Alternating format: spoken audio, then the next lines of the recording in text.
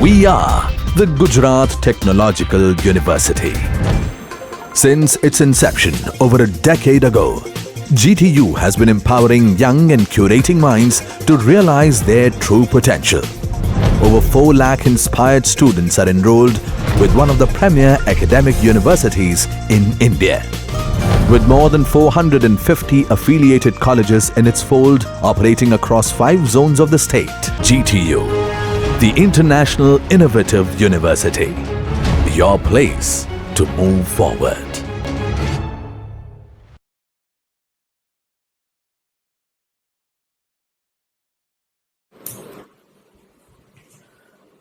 Jai Hind friends, we have reached to the last chapter of our syllabus, my section, that is turbulent flow. Now the equation, Darcy-Weisbach equation, we have already derived in a viscous flow. Main difference between viscous flow and turbulent flow is, in viscous flow, इसको ध्यान से सुनना, in viscous flow the shear stress is only due to viscosity. But in turbulent flow, the shear stress is due to viscosity also and due to turbulence also. So our first question is to understand shear stress distribution in a viscous flow. Now, first, shear stress due to viscous flow is mu into du by dy, and shear stress due to turbulent, this is tau v, this is tau t. Eta into duy bar upon dy. This is called J-Bosnick equation, this, where eta is, this tau t is the shear stress due to turbulence, and total shear stress is equal to shear stress due to viscosity plus shear stress due to turbulence, because it's a turbulent flow. This eta is called AD viscosity. This eta is called AD viscosity, and U bar is du bar is average velocity at a distance y from the boundary of the walls. When fluid is flowing through the pipe, so we know there are the walls. So du bar is the average velocity at a distance y from the boundary of the walls. Now, the ratio of AD viscosity to density, eta upon rho, is known as kinematic AD viscosity. We have 2 types of viscosity now. One we have defined, dynamic viscosity, mu by rho. This is eta by rho. This is called kinematic AD viscosity. And this is normally written as epsilon. So epsilon is eta by rho. So tau is equal to tau v plus tau t. Tau v, you know, mu into du by dy. Tau t, eta into du bar by dy.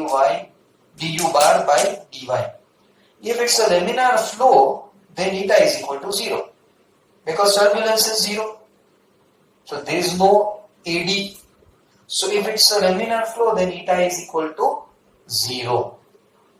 Otherwise, the value of this eta, if it's not laminar flow, if it's a turbulent flow, then the value of eta may be several thousand times the value of mu. Eta is several thousand times the value of mu. So normally, to find out the shear stress in a turbulent flow, this equation is used, mu into du by dy plus eta into du bar by dy. But only problem is the value of this eta cannot be predicted. The value of this eta cannot be predicted. That's why this equation doesn't have much use. This equation does not have much use. Therefore, there is another derivation, that is Reynolds derivation. Reynolds expression for turbulent in shear stress. Reynolds expression it is called. This equation was developed in 1886. According to this equation, turbulent shear stress between 2 layers of a fluid at a small distance apart. Turbulent shear stress between 2 layers of a fluid which are at a small distance apart.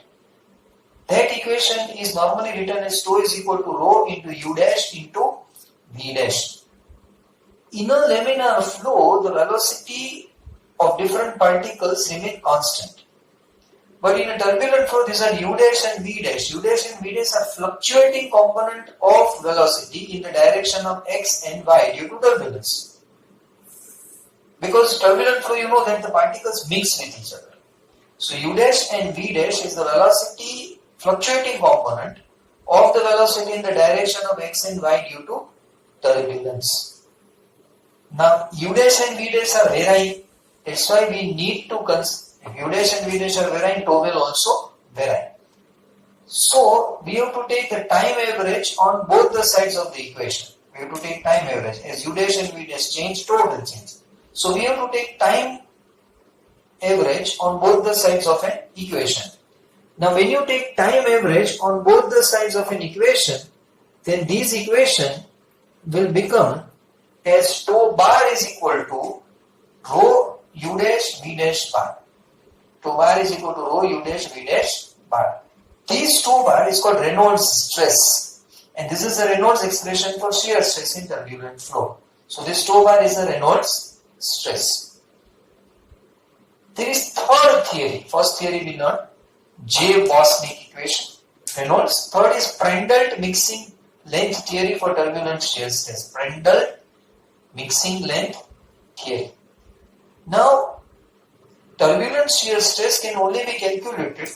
It's an extension of Reynolds theory. Turbulent shear stress can only be calculated if U dash and V dash are known. But it is very difficult to measure. Either you should know U dash V dash or U dash V dash bar, but it is very difficult to find out. To overcome this difficulty, Prandtl, he has predicted a mixing length hypothesis which can be used to express turbulent shear stress in terms of measurable quantities, because this U dash and V dash, U dash V dash bar are not measurable. So he has presented one mixing length hypothesis which can be used to express turbulent shear stress in terms of measurable quantities. According to Prandtl, the mixing length L, that is the distance between the two layers in the transverse direction, such that the lumps of fluid particles from one layer could reach the other layer and the particles are mixed in the other layer in such a way that the movement of the particles in the direction of x is same. Understand again.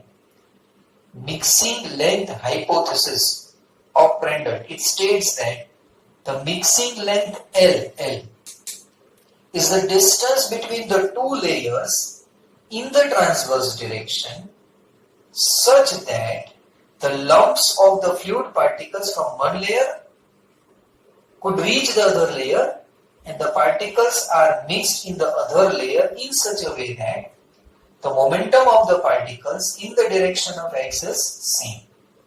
So he also assumed that the velocity fluctuation in the x direction, U dash, is related to the mixing length L. U dash related to the mixing length L is U dash is equal to L into du by dy. V dash, the fluctuation component of the velocity in y direction, is also of the same order of magnitude U dash. V dash. U dash is the fluctuating component of the velocity in x direction. V dash is the fluctuating component of the velocity in y direction. And this U dash and V dash are same. So V dash is also L into du by dy. So U dash V dash bar is equal to L into du by dy plus L into du by dy. It means that it is L square du by dy square. Now tau bar is equal to rho U dash V dash bar. So rho L square du by dy square. So what is du by dy square? Acha, tau bar is what? Mu into du by dy. Tau bar we have written somewhere. Mu into du by dy plus eta into du by dy. So now total shear stress is shear stress due to viscosity plus shear stress due to turbulence. Shear stress due to turbulence. Now how to find out the shear stress due to turbulence? So now we have an equation of total shear stress. This is the shear stress due to turbulence, and total shear stress at any point in a turbulent flow is sum of shear stress due to viscosity and sum of shear stress due to turbulence.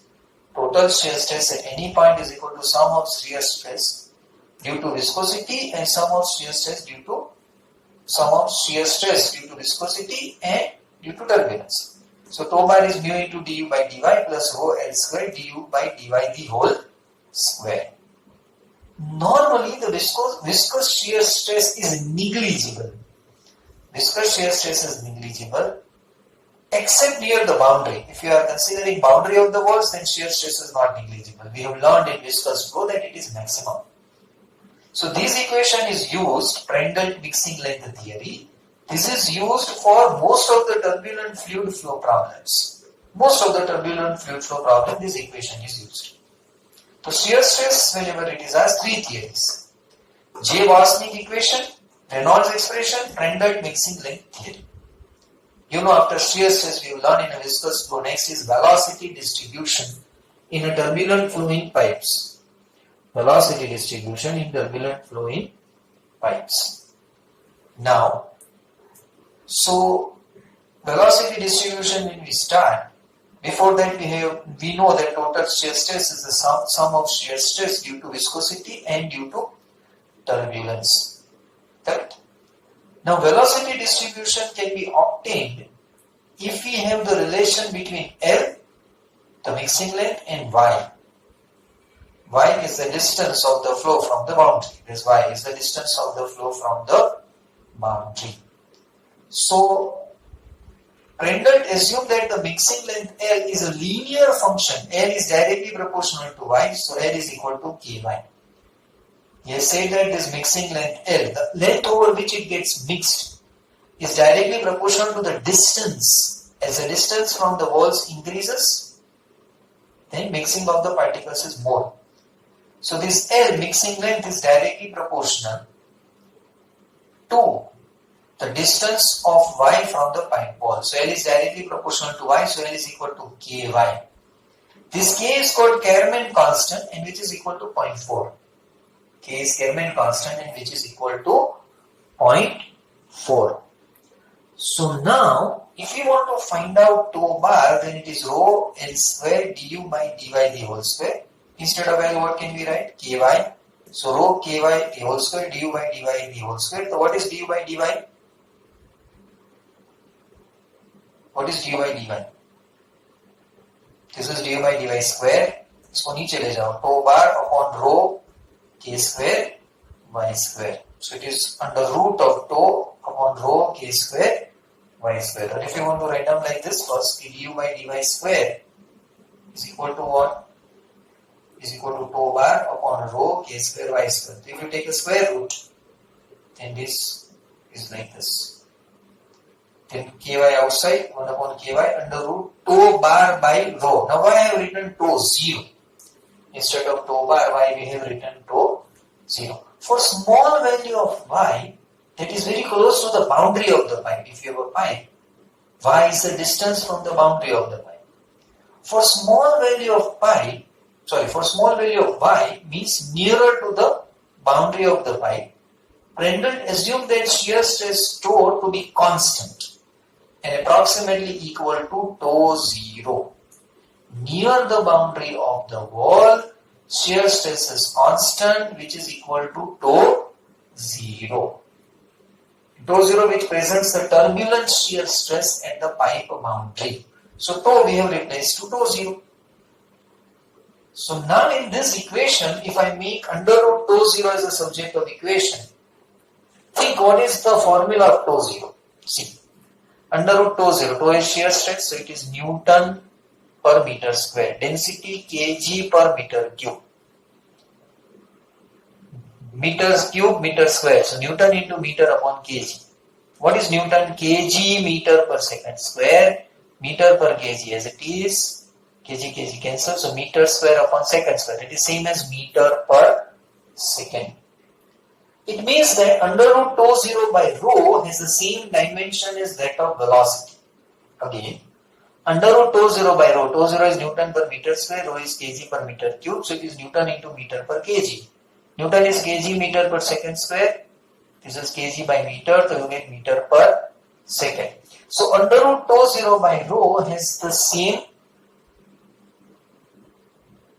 dimension as that of velocity, which is known as shear velocity, and it is written as u asterisk.